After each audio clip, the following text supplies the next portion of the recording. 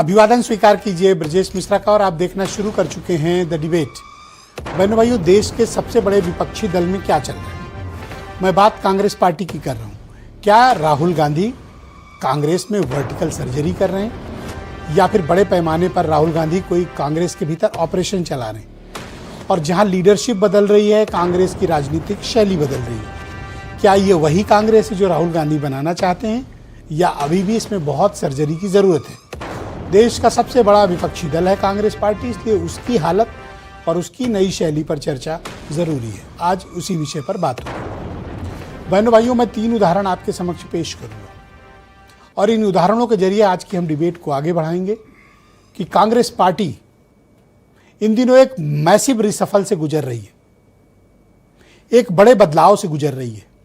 ये बदलाव सोच की है, ये बदलाव राजनीतिक शैली की है, ये बदलाव विचारधारा की है और ये बदलाव नेतृत्व के परिवर्तन की है। सबसे पहले मैं बात शुरू करूंगा तमिलनाडु से। कांग्रेस पार्टी का और डीएमके का दशकों साथ रहा है। विपरीत हालात के बाद भी डीएमके वहां पर कांग्रेस पार्टी के साथ रही, लेकिन जैसे ही हालात बदले तमिलनाडु में, विजय की पार्टी सत्ता के करीब पहुंची, कांग्रेस पार्टी ने डीएमके से संबंध तोड़कर विजय को समर्थन दिया और अंदर से बैठकर सपोर्ट किया और सरकार का हिस्सा कांग्रेस पार्टी बनी। 59 सालों के बाद, 59 ईयर्स के बाद तमिलनाडु में कांग्रेस का सूखा समाप्त हुआ और वो सत्ता के हिस्सेदार बनी। ये एक बड़ा राजनीतिक फैसला था क्योंकि दक्षिण में डीएमके कांग्रेस की सबसे पुरानी और मजबूत सहयोगी थी, जो उसके वैचारिक धरातल पर भी उसके नजदीक थी।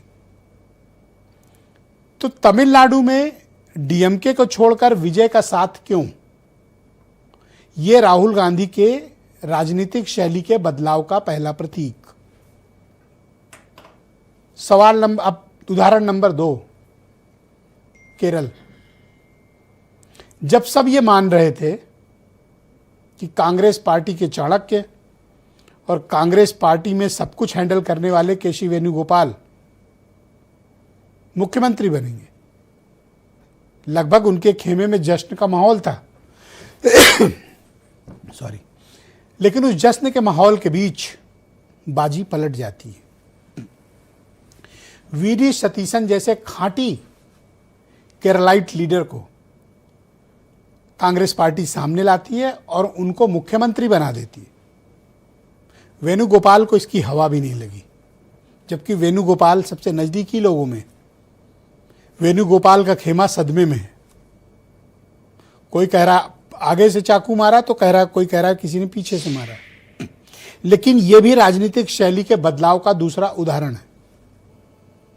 उदाहरण नंबर 3, कर्नाटक। जब यह लग रहा था कि सिद्धारमैया कुर्सी नहीं छोड़ेंगे, वो कार्यकाल पूरा करेंगे और सिद्धारमैया को हटाने का जोखिम कांग्रेस पार्टी नहीं ले सकती, टूट सकती है, बदलाव हो सकता है, कुछ गड़बड़ हो सकती है, ओल्ड गार्ड खिलाफ जा सकते हैं, तो राहुल गांधी ने आगे आकर सिद्धारमैया से खुद बात की।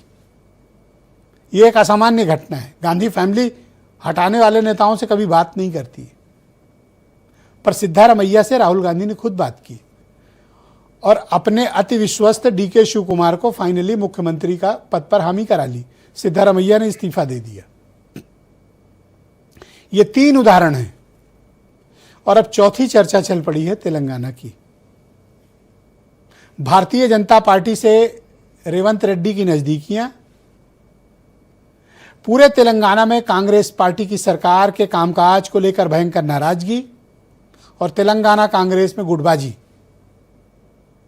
रेवंत रेड्डी के खराब परफॉर्मेंस। तो ऐसी चर्चा शुरू हो गई है दिल्ली में कांग्रेस कॉरिडोर के भीतर कि रेवंत रेड्डी की कुर्सी खतरे में है। वो भी गांधी परिवार के खुद का नजदीक बताते हैं, लेकिन इन दिनों उनकी कुर्सी डगमगा रही है। उत्तर प्रदेश में भी नेतृत्व परिवर्तन की चर्चाएं चल रही हैं। तो राहुल गांधी की यह नई राजनीतिक शैली क्या कांग्रेस को वापस में बीजेपी के मुकाबले उस ताकत के साथ खड़ी कर पाएगी जिसके लिए कांग्रेस जानी जाती रहेगी?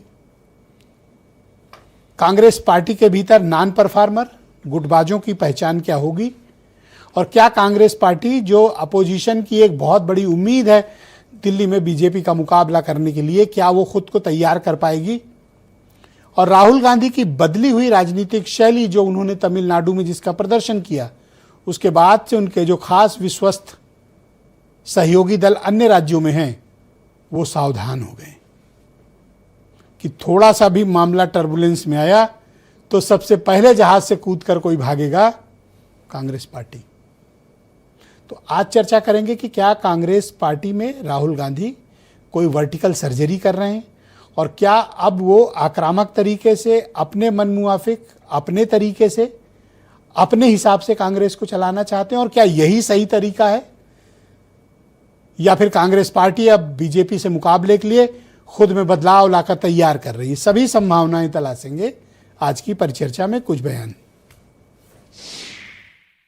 कर्नाटक तो उनके विवादों का गढ़ है ही है, लूट खसोट पार्टी है। वहां पर जितना लूट सके थे एक मुख्यमंत्री लूट चुके, अब दूसरे ने कहा हम पीछे क्यों रहेंगे।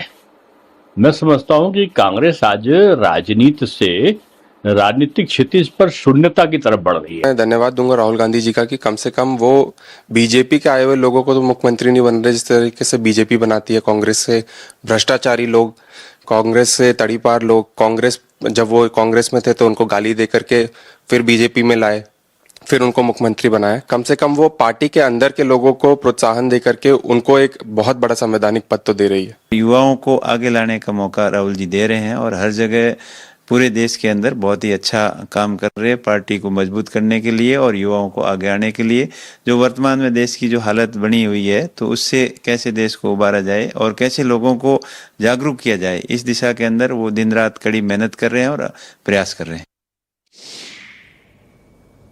तो आज की परिचर्चा को बढ़ाएंगे डॉक्टर समीर सिंह, भारतीय जनता पार्टी के प्रवक्ता हैं, डॉक्टर उमाशंकर पांडे, उत्तर प्रदेश में कांग्रेस कमेटी के प्रवक्ता, डॉक्टर आशुतोष वर्मा, समाजवादी पार्टी के प्रवक्ता हैं, हेमंत तिवारी, उत्तर प्रदेश के बहुत ही जाने माने चर्चित राजनीतिक मामलों के एक्सपर्ट जर्नलिस्ट हैं, और जाने माने पत्रकार पुष्पेंद्र शर्मा जी हमें मेरठ से ज्वाइन कर रहे हैं, और वीरेंद्र सिंह जी हमारे नेशनल हेड। आप सभी का स्वागत और धन्यवाद।